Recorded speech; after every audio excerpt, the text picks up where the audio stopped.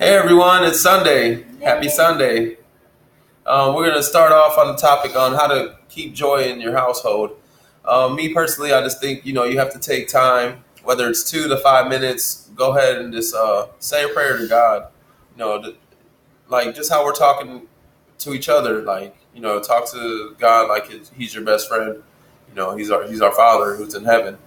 And this whatever it is, just make sure you're coming from the heart and it's sincere, because that's how God sees you. He sees you from your heart. So yeah, just take a few minutes, just say a quick prayer. I know I take like anywhere from 2 to 5 minutes, and I say a lot of prayers. Yeah, they don't always have to be long prayers. Yeah, they don't have to be long at all. My prayers are like 30 seconds sometimes. And that's fine. But yeah, spending time, inviting the presence of Jesus into your home first, I think helps to create joy and peace in your home. That's really the most important thing. If I don't allow God's presence to come in before me, then I'm going to come home with my crazy day and I'm going to unload it in my house, and my family's going to feel the pressures of my day. That's not what I want to happen. Is that how you feel when you come home? Yeah, no, I mean, I don't want to bring my workload into my household. I try to leave it at work, because it brings a lot of tension in the house. So as a man, let me ask you this: as a husband, what is your perfect peaceful home? Like when you come home, what do you consider peace and happiness? When I come home, real. This is when I come home, it's I what feel at peace when I come home and it smells like a fresh thing of Fabuloso. Or soup, or some like veggie soup or something like that. When you come home and there's a meal and the house is clean, then you can come home and you can wind down and relax, and that's very peaceful. So you don't feel that you have to come home and get straight on your phone or get straight on. No, not at all. I mean, home and you just. It's my safe place. I get to come home and I kick my feet up, or I go straight to the shower because I'm dirty from being outside and the heat, doing all this nasty work. But just coming home to a clean home, fresh meal. You can smell it at the door, probably by the doorstep, and that's basically how I like to come home. I think it's important that I think women, wives, ladies, single or married, dating, whatever the case may be, I think that as women we're able to control the climate in our house. So I think bringing the presence of God first is important before you bring your own emotions in. If I were to come on here and have my own daily emotions, it'd be chaos in my home. So I think I challenge the women to do that. Control the climate in your home. Invite the Holy Spirit in first. Very important. The second point I want to talk about is just being intentional about spending time with your family and just being present in the moment. For instance, when I come home, I want my home to be peaceful. When I come home, I don't want my kids to be on YouTube or Fortnite, for me to be on my laptop, and we're not interacting with each other. I think we allow so many things to flow into our house. I mean, we have so many things going on at once. I mean, I could have my YouTube, I'm listening to music while I'm cooking. He might be on playing basketball on his video game. Sophia might be in the room watching YouTube, Netflix, whatever she's watching. Fuller House. She's like binge watching Fuller House right now. I love my kid. Or they could be on their tablets too. They could be doing so many things, but we're not interacting. With electronics, We're not interacting. So I think it's very important that we become more intentional about saying, okay, on Wednesday nights, this is going to be family night. Yeah. So we're going to turn everything off. We're shutting everything off. We're going to look at each other in the eye, and we're going to conversate. So a couple months ago, I think I went to the Women's Beautiful Conference at my church, Stronger Church. It was like a month, maybe. I'll tell you what, that was like life-changing for me because we learned so much, and my good friend Melissa and I looked at each other and we're like, some things are going to change in our house. So I think we've just learned, like, being present with your family, and being present doesn't mean just sitting there and talking to them. Being present means you're actually fully present in that moment, and you're not sitting there thinking about work. You're not sitting there thinking about what has to be done tonight or tomorrow. You're just really, really present in the moment. You're in tune to what's going on. That's so important. You don't want your kids growing up being like, okay, mommy's constantly thinking about work, or daddy's constantly thinking about work. Yeah. It could be the simple thing like, whether it's reading a book with them, coloring, drawing a picture, playing Monopoly, Uno, just something that, like a family festivities. Careful with Uno, because you could break out in some fights. Well, not really. You can stay up late. How about that? Yeah. We stayed up on. It had some family wars. It was we had 3 games, and out of them 3 games, it took us like 4.5 hours. Yeah. It was crazy. And sometimes you fight, and don't try to act like we don't argue in the games. Yeah. We sure do. So be careful when you play family games. Yeah, because you get competitive. But pride definitely takes over. Yeah. Also, another thing, like I got this little Bluetooth speaker. So me, I always like to make it like a God like disco. So it has like the different color lighting on it, and then we cut off all the lights. It literally turns our house into like a club. Yeah, but it's only for Jesus. So, but we turn off the lights and basically light the candles. We got this one candle that says blessed, and then it says joy. So we like that, and it's pretty nice when you see your family, everyone doing it together, putting their arms up, worshiping, especially our children. Like, it's so amazing. They know all the lyrics and they sing from their heart. Like, it's just a beautiful feeling, it makes you feel good. So make the attention to try to do that, Yeah, I think that's a good point, because I think worship music can change the environment in your home. Try it, like literally, seriously. When you had a stressful day, just when you hear worship music, for some reason, it just brings me to peace. But yeah, we'll move on to the next point. Those are some of the things that we practice. So we hope that you guys can try to apply those and see if it works for you. The third point, I think, is just respect as husband and wife in the home. Yeah. Having respect for each other and leading our kids by example, and making sure that we're leading our pack correctly. So when we do have our disputes and arguments, being able to humble ourselves and apologize, even if we need to apologize to our kids. It's not just with my spouse. Like, if I'm having a hectic day and my daughter spills some milk on the kitchen floor and I might have yelled, I think it's important that I can put my pride to the side and apologize to her, because I think a lot of time as parents we think we're in control and we're always right, and that's not the case. We do make mistakes, and there are times where we have to lower our pride and just apologize. Same thing here. So when we argue, we try to, if we do, it's very rare, but if we do get into a heated argument in front of our kids, then we'll take the time to apologize and say, look, guys, we're sorry that you guys had to see that, and just go from there. Yeah, because, they look at us, and we don't want them to grow up thinking it's okay to be disrespectful to each other. We want to treat each other with respect, because, it's respect to take you a long way in this world.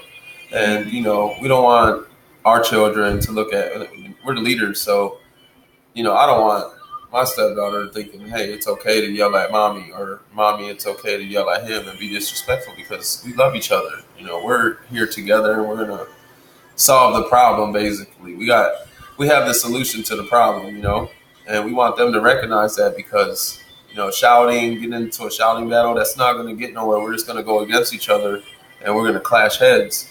And we're not here to do that as leaders. We're here to, follow and do what's right. Serve each other. Serve our kids even. I think as parents, sometimes we take our parenting role. It's very important to have that authoritative role, but I think it's very important to have compassion with your kids and not always just assume that you're always right. I think we need to take the time to reflect on how we're raising our kids, making sure that we are being the right example for them. That's so important. Like, I think our generation needs a new generation of kids. I think we need to raise up our kids to be loving and joyful and just caring and respectful. I think and kind as well. Like, our generation lacks that. You don't see too many children these days opening the doors for ladies or doing nice gestures like that. Like, we need to instill those quality things in our children, because nowadays it's crazy. Everybody's lost. Chaotic, but we have faith. We do, definitely. But it starts with us. It starts with the leaders of the home in our household. It's our duty and responsibility to teach them these things, because if we don't, then they're just gonna, we're not always they're gonna be misguided, and they're gonna go to the wrong resources. Why go to the other resources when you have the right resources in your household? That's a really good point. Like, we don't want our kids running to YouTube or Fortnite to find the answers. Like, the answers are here. Your examples are here. You don't need to ask Google. You can ask mommy and daddy. You can ask dad. Right. And that's another thing. I think teaching your kids prayer, just filling up your house with joy, love, prayer. Don't bring your nagging self home and nag at your husband, because then that nagging spirit's going to be in your house, and that's not something that you want in your household. Our home should be a safe haven. It should be peace. You should be able to walk in, take a deep breath, and just be happy that you're home. You made it home, and this is your safe place to come. It's so important that you have that as a climate in your home. Yeah, you don't want that dark cloud hovering over you. Yeah, pride is the next point. Like, I wanted to talk about pride because pride is something that's so serious. Like, we just have to be definitely, when you walk in your home, just humble yourself. Don't come in here saying, "Oh, I had the worst day." And what did you do? You didn't take the trash out at home. And you didn't take the trash out. There's so many times where literally I've had to learn this the hard way. Come in and the trash isn't taken out, and I'm just ready to explode. Like, I have to cook, and there's a full bin of trash. Why didn't you take it out? I always do this, or I always do that. Just take yourself from here to here, because your husband may not be perfect, and I may not be perfect to you, but at least they're home and they're present with you, and they're safe, and it just lower your pride. Don't always come home and act like you know it all, you do it all. Your day's harder than theirs. Everybody's had a rough day. You just come home and be peace, be love. And we all have expectations, but we tend to have high expectations. Don't set the bar so high. Like, it's good and then it's bad, because sometimes you cut yourself short on meeting them expectations. Then you beat yourself up about it, like, oh man, maybe I should have did this, or you don't want to bring yourself down. You want to be able to lift yourself up.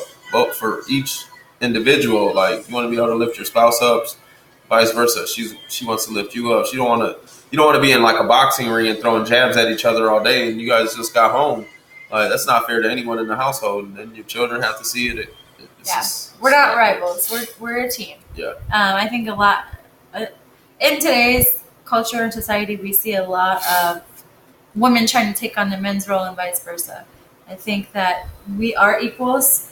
We're equals, and we're held to a higher standard because God created marriage, and we are supposed to represent His original plan. I think His original plan is corrupt right now in a lot of marriages that we see. So we're still learning. We're not perfect, but I think that our top goal and priority is to reenact what His original plan for marriage was. And that comes with putting Him first and filling your home with joy. It starts in your home first. And that's huge. So I wanted to share a verse, because not everything is always perfect. So we're going to end it with this verse I wanted to share. I forget your passcode. I got it. So this verse I wanted to share is 2 Corinthians 12:9. And it says, "My grace is sufficient for you, for my power is made perfect in weakness. Therefore I will boast all the more gladly about my weaknesses, so that Christ's power may rest on me." And I think this verse, I'm interpreting it this way because we're all going to have rough days. We're all going to feel weak at times. But I think we just need to take those moments and definitely count it joy and just say, okay, you know what? In this moment, it's hectic, but I know that God's glory is going to be shown at the end of this. So that's the way I take it. And we just have to remember that if God does nothing else, His grace is sufficient, and His grace is new every day.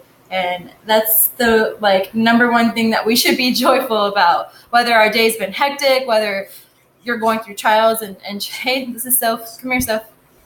She's about to get ready for bed. Love you. But we're making a video, so you got to go in the room. So if God does nothing else for you, His grace is new every day. That's something you can be joyful for. So if your life is hectic right now, and you're going through trials, you're going through struggles, and life ain't going too good for you, just remember that His grace is sufficient, and that's enough for you to smile every day. Really, it is. Yeah, that's true. It's powerful. It's very true, though. Because I know we're making it seem like everything is rainbows and butterflies over here, and it's not. We go through things. So that's a good verse to just live by. And you know what? Okay, my husband made me mad. My kids spilled stuff all over the kitchen, but it's okay because God's grace is new. His grace is sufficient. That's all I need, and that's the way we keep joy in our house. Just remember who's watching you. Remember that your kids are watching you. The Lord is watching you. He's watching you too. Yeah. Count it all joy, y'all. Be happy. Yes. And also, I just want to add, if there's anyone that needs prayers, please leave a little note, and we'll be more than happy to go ahead and add prayers for you and the family. Everyone needs healing, peace, love, and happiness. And we all hope that you guys have a blessed week. We love you guys. And thank you for watching. I love you. All right, you guys. God bless you guys. Bye. Bye.